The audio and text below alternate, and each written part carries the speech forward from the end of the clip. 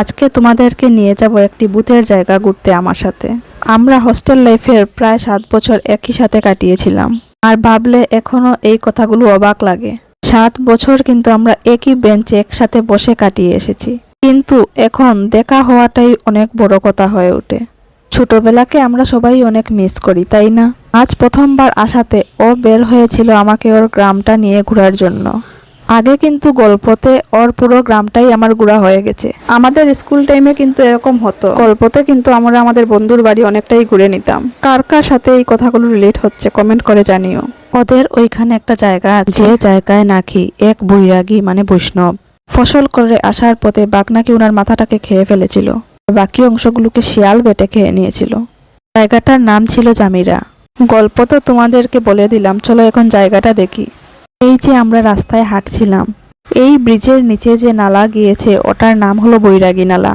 আর কেন নামটা পড়লো এটা আমি তোমাদের সাথে আগেই শেয়ার করে নিয়েছি। তাই এই জায়গাতে সবাই আসতে কিন্তু অনেক সময় ভয় পায়। তারপর গল্প করতে করতে ও আমাকে নিয়ে চলে এলো ওদের কালীবাড়িতে। এটা কিন্তু অনেকই জাগ্রত একটি কালী মন্দির। তোমরা যদি জামিরা আসো তাহলে একবার হলেও ওই জায়গায় ভিজিট করো, তোমাদের নিজের ফিল হবে। তারপর আমি আর ও চলে গেলাম মন্দিরের উপরে।